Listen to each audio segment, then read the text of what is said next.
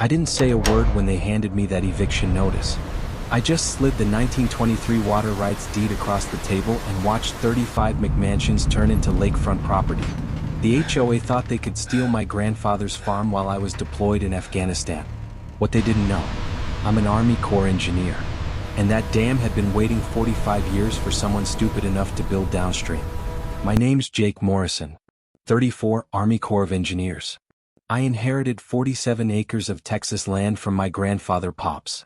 In 1978, Pops built a small earth dam with Army Corps help.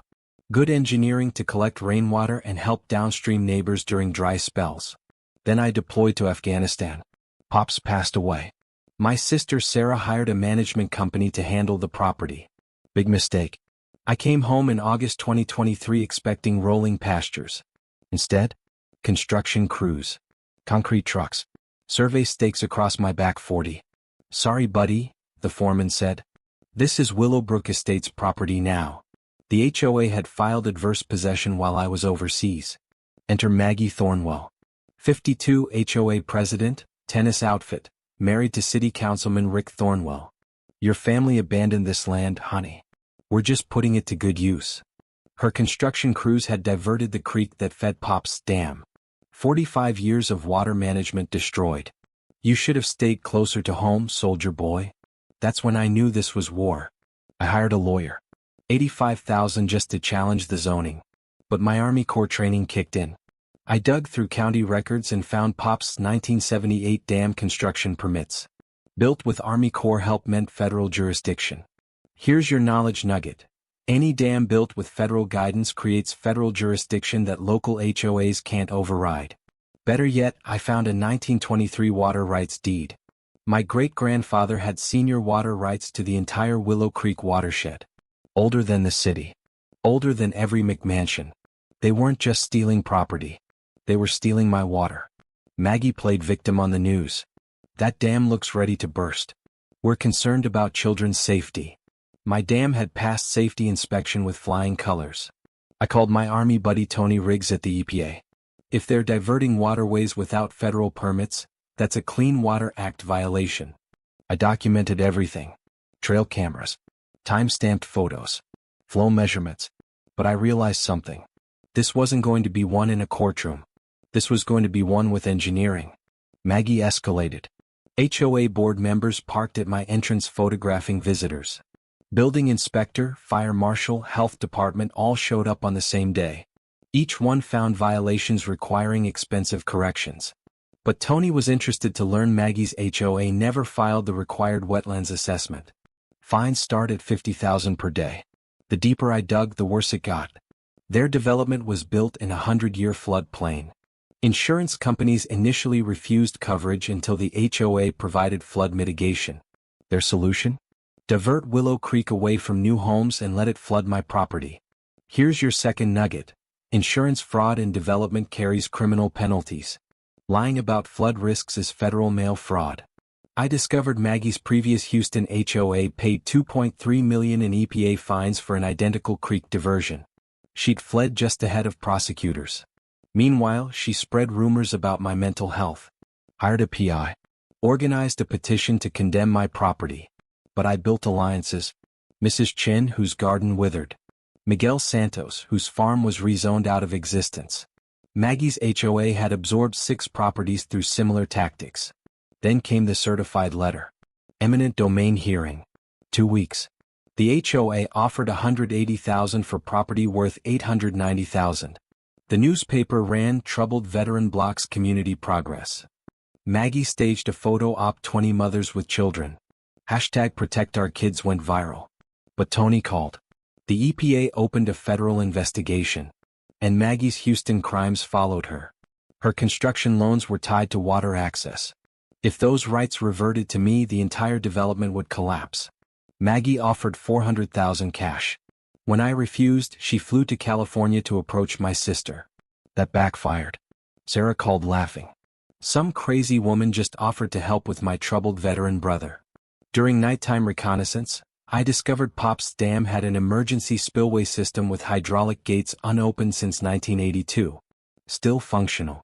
Designed for controlled flooding to restore natural water flow. I calculated the math. 2.8 million gallons needed. The dam held 3.1 million. Perfect. Using my drone, I mapped the foundations. 5 houses built directly in the historical flood channel. The construction crews installed decorative concrete creek beds. Pretty but not designed for actual water. My spillway was engineered by the Army Corps for flood management. Then Maggie installed permanent concrete barriers to completely block the original creek bed. That gave me the perfect justification. Heavy September rains predicted. Perfect cover for emergency dam maintenance. Time to open the gates. I found the original agricultural flood covenant. Dam operators shall maintain natural seasonal flow patterns in perpetuity. Not just permission. A legal obligation. Here's your third nugget. Agricultural water rights supersede residential development, especially with historical documentation. Controlled release starting at 6 a.m. 4-hour gradual increase. Peak at 10 a.m. Calculated to restore natural flow without structural damage except Maggie's illegal barriers. I posted warning signs. Notified fire department. This wasn't reckless. This was controlled demonstration of natural flow. Maggie hired security. Trail cameras caught them sabotaging spillway controls at 2 a.m. The sheriff was waiting. Maggie appeared on morning TV. This man learned to use water as a weapon in Afghanistan. But federal investigators had been wiretapping Rick's office for corruption. Rick fast-tracked an emergency restraining order. Judge Walsh, his golf buddy, agreed to hear it. Maggie organized 20 residents to surround my property with "Protect Our Kids" signs. Miguel brought 30 farmers. Mrs. Chin brought historical photos. The insurance commission froze all HOA policies. Construction stopped. EPA moved their inspection to 8 a.m. At 7:02 a.m., with federal agents watching, I opened the spillway gates to 25%. The sound was magnificent. Water returning home. For the first time in 18 months, Willow Creek flowed in its original bed. Miguel knelt beside the creek, tears streaming. This fed my grandfather's farm for 60 years.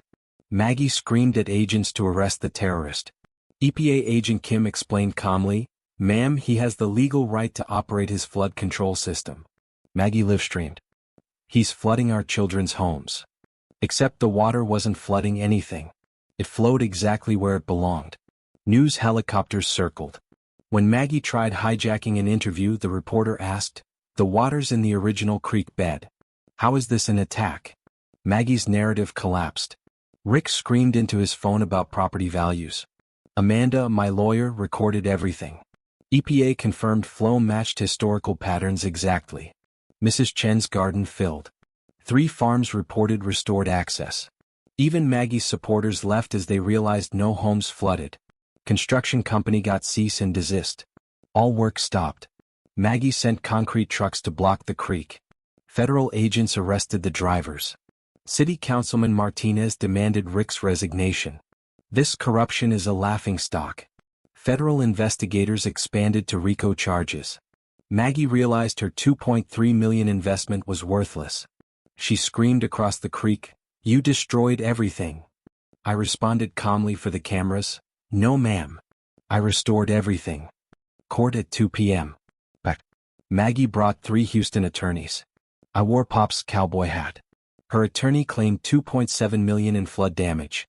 Amanda presented the 1978 covenant requiring seasonal flooding. EPA testified my operation restored natural flow without damage. Tony testified about federal violations and insurance fraud. Rick admitted under oath to fast-tracking zoning while I was deployed. When Amanda played the recorded phone call, Rick exploded. "This is a setup." Miguel described 3 generations destroyed. Mrs. Chin showed photos of her withered garden. Maggie pointed at me. "He came back for more damaged." I testified directly to the judge. I didn't flood anybody. I restored a creek stolen from my family for 45 years. Amanda presented Maggie's Houston HOA paying $2.3 million for identical fraud. Federal prosecutor announced criminal investigation. Judge denied all restraining orders. Ruled my operation legal. Federal agents escorted Rick out. 6 months later, Rick got 3 years prison. Maggie faced $8.7 million in penalties. The HOA dissolved. My property restored to $1.2 million.